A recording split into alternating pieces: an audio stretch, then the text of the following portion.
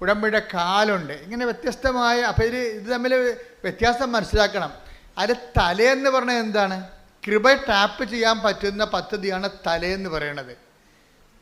അനുഗ്രഹമാണ് ബാക്കി എല്ലാ കാര്യങ്ങളും.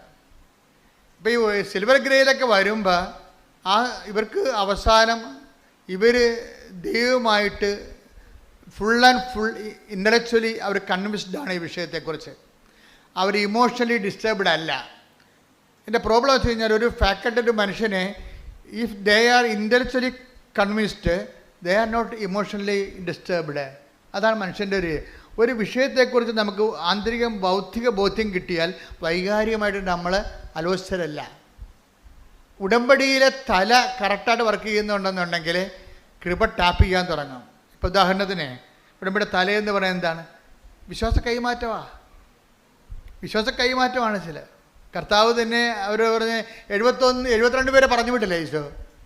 72 പേരെ പറഞ്ഞു വിട്ടു. ഈ 2 പേരായിട്ട് താൻ പോകാനിരുന്ന ഗ്രാമങ്ങളിലേക്കെല്ലാം ഈ 2 പേരായിട്ട് പോകാൻ വേണ്ടി വഴിയൊരുക്കാൻ വേണ്ടി 72 പേരെ പറഞ്ഞു വിട്ട്. അവർ തിരിച്ചു വന്നപ്പോഴും അവരിങ്ങനെ ആഹ്ലാദത്തോടെ പറഞ്ഞു. എന്താ പറഞ്ഞത്? കർത്താവേ, നിൻ്റെ നാമത്തിൽ പിശാചുക്കൾ പോലും ഞങ്ങൾക്ക് കീഴ്പ്പെട്ടു. അതാണ്. അപ്പോൾ പിശാചുക്കൾ പോലും വിട്ടൊഴിഞ്ഞു പോയെന്ന അതെന്താണ്? അത് ബ്ലെസ്സിങ്സാ. കർത്താവ് പറഞ്ഞു ബ്ലെസ്സിങ്സ് ആണല്ലോ അത് വലിയ കഥ എന്നുള്ള കാര്യമല്ല. മറിച്ച് നിങ്ങളുടെ പേരുകൾ സ്വർഗത്തിൽ എഴുതിയിരിക്കുന്നതിൽ സന്തോഷിക്കാൻ കർത്താവ് ആത്മാവിൽ ആനന്ദ നിർവൃതി കൊണ്ടിട്ട് പറയും, ആ പിതാവേ, ഈ കാര്യങ്ങൾ നീ വിജ്ഞാനികളിലും വിവേകമതികളും മറച്ചു വെച്ചു ശിശുക്കൾക്ക് വെളിപ്പെടുത്തി കൊടുത്തതിൽ ഞാൻ അങ്ങേ സ്തുതിക്കുന്നു. കർത്താവിൽ ആത്മാവിൽ ആനന്ദിക്കുകയും നിങ്ങളിലേക്ക് കൃപയെ അപ്ലോഡ് ചെയ്യാൻ തുടങ്ങിക്കഴിഞ്ഞാൽ കർത്താവ് ആത്മാവിൽ ആനന്ദിക്കാൻ തുടങ്ങും.